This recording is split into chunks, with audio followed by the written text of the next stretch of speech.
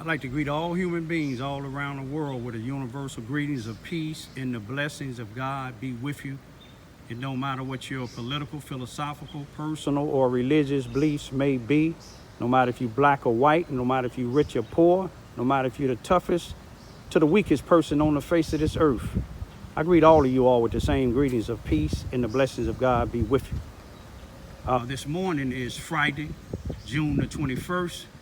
2019, the time being 10:10 a.m. I'm right across the street from my house. This is 702 Vine Street, what I'm focused on right now.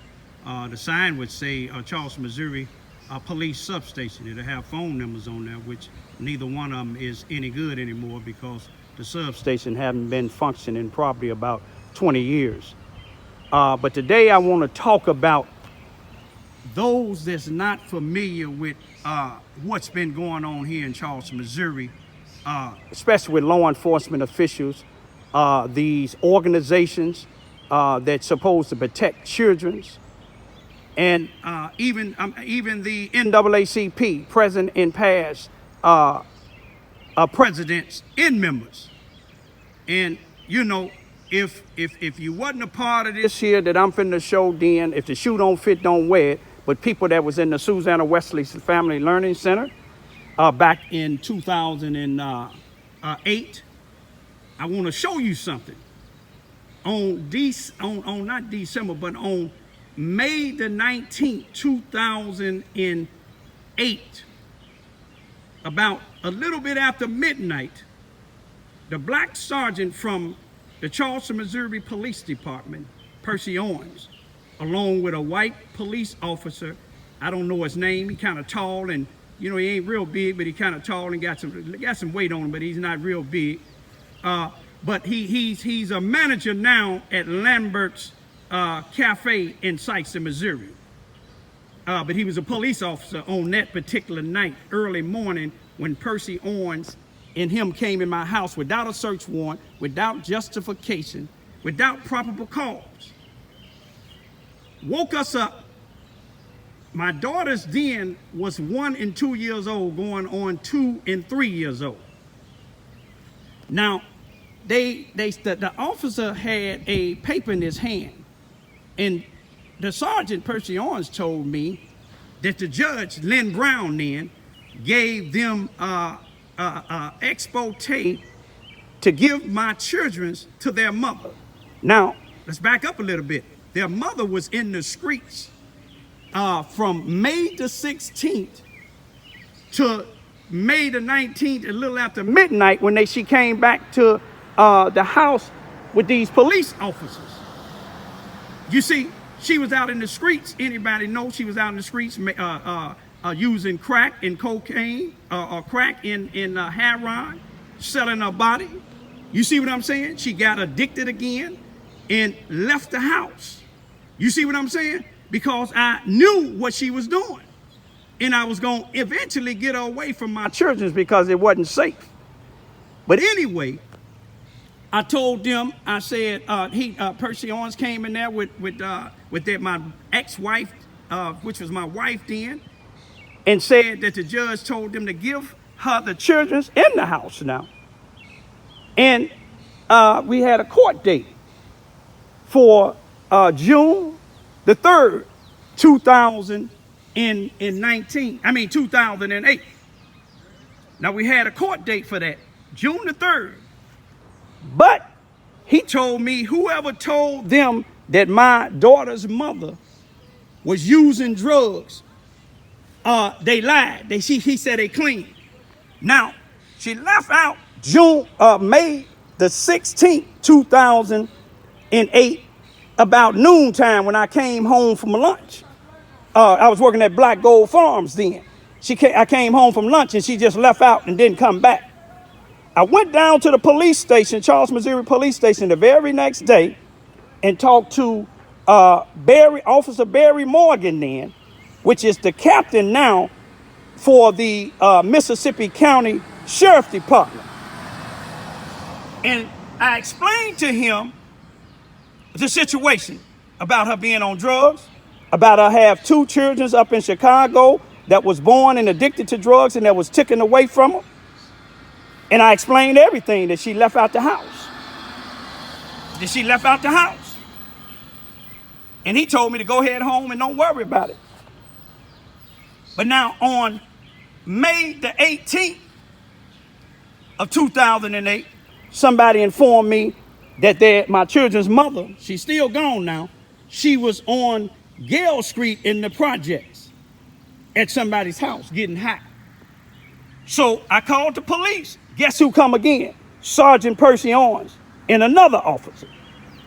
And I told him the situation. He knew that she's supposed to have been missing. You see what I'm saying? And knew that she was out there on drugs, and I had my children. He told me she grown. If she want to get high, she can get high. He's not going in there. He told me to go home and take care of my children. That's what I did. This was about 6:30 p.m. on May the 18th. Now, follow this real good to show you how corrupted the Charleston, Missouri Police Department is. Not all of them.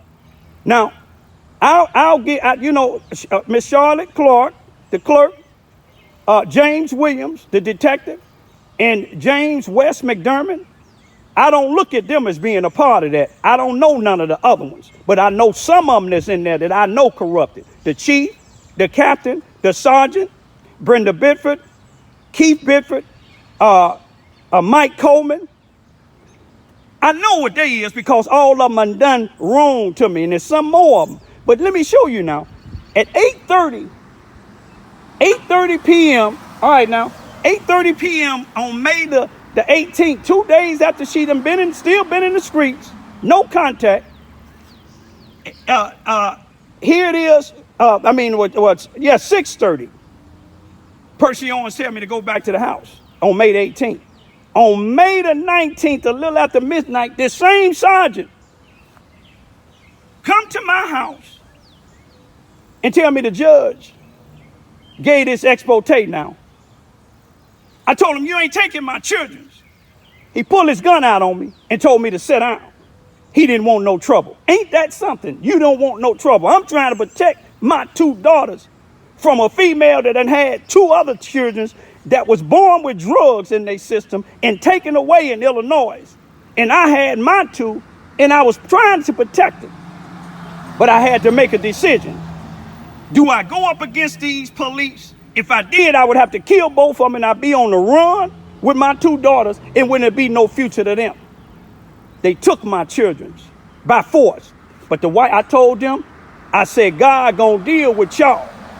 The white police, this is exact words he said verbatim. He said, Raymond, I don't have anything to do with this here. I'm taking orders from my supervisor, Percy Owens. They took my children. I went down to the police station that morning and asked the chief of police, why did they let them come in there and take my children, and knew that I made a report on May the 17th saying that she was out in the streets using drugs. He told me he had nothing to do with that. It was Children and Family Services. Let me show you how much you lie. When you Children and Family Services involved with something, Children and Family Service come with the police. You see what I'm saying? Because they done sent them to my house several times, anonymous calls. And all of them had something to do with some of them black people that's working Susanna Wesley. They working in the sheriff department and the police department here in Charleston, Missouri, Mississippi County right now. And most of them is working at 700 Cy Williams Avenue or Elm Street at the C.F. Bowen Center. They know who they is, black and white. But they took my children. The very next day, now they took her down to the Susanna Wesley so-called shelter. Now, there was people inside knew that she was on drugs and told the people that she was not because the babies was crying and dirty. But they did nothing. But let me tell you, they come back the next day. Now here it is, the den dog catcher lived down the street from me, Patrick, a farmer. He's a city councilman. Now these is the type of people they honor in this town, the black people that you see in these newspapers that they're awarding for the person of the year, law enforcement of the year, man of the year, woman of the year. All these black people you see in there, all of them was working either at Susanna Wesley Learning Center, the police department, or the sheriff department back then. And all of them know what happened. But let me show you. When they came back the next day, Well, or earlier that day, Patrick Farmer was the dog catcher. He got my ex-wife in the truck with him and the police coming trying to take some more stuff out of the house. And I told him I'm not going to get nothing. I was ready to die. They took her back wherever they took her to. But then we had a court date for June the 3rd, 2008 in front of Judge Brown. These same people that I named paid our way to Chicago. And when we went to court, there was no, only one there was with me and my lawyer. There was no clerk, there was no judge. My lawyer went to talk to the clerk, and the clerk said that Raymond said that he wanted to drop the expose. Now, how can I drop something against me? He gave me his card with his cell phone number, home phone number, and his office number on it, and told him, you can tell the judge and the prosecutor that we going to the United States Justice Department, Attorney General, if we don't find his kids. Before we got downstairs out of the court building, the clerk called him, my lawyer, on his cell phone. We went back upstairs, and she told him that Judge Brown said since my ex-wife didn't show up at court, they dropping the expose. It ain't about dropping the expose. It's about having a hearing to see who was the one that'll be the most responsible person to take care of the kids. They didn't do that. Got a paperwork in the mail, and it said Raymond Ivey and his lawyer was present in court at a hearing on June the 3rd at Mississippi County 33rd Circuit Court, and the complainant didn't appear, and it was dismissed. It wasn't no hearing. That's to show you how corrupt it was. It wasn't no hearing. Wasn't nobody there. Wasn't no judge there. But then they let her get in Chicago for 70 days. I was looking for my daughters. Then I had some people researching for me. And this is what they found, y'all. Look at this here. Can y'all see that? Let me back it up a little bit. Look at the conditions of my daughters. This is in Cabrini Green on Cambridge in the row houses. This is where they found my daughters. People took pictures that I had looking for my children. All right, now, you see the condition of my daughters? You see, take a look at them. And I'm going to show you who the mother left them with. You see this? See, my daughter, she see who taking the pictures. She recognize them. She see here, she letting them know that they are not in good shape. Look at my daughter Birdie's eye. The one to the right. Look at her eye. You see how it swelled up? You see that arm she got raised up? You're going to see, soon to see, it was broken. You see this here? They starving. This is who their mother left them with while she went to go try to get her some money for drugs. Here it is, two individual drug addicts. You see them with one female looking, she seen that the people that was taking the picture seen her in this dude transaction drug business. This what they did, went around the corner and got the hat. But when I got my daughters back 70 days later, on June the 28th, my youngest daughter that got her arm up in the air, that arm was broke. Let me show you something. You see that cast? That's because that arm was broken. You see, they called me a menace to society. That's what Floyd Wade called me, a so-called preacher. A menace to society, a racist. Look at that. You see that arm broken? Do I look like a menace to society to y'all? This was a month or so after her arm was broken. We took her down to St. Louis, and they seen her arm was broken, and they put a cast on it. But let me tell you something.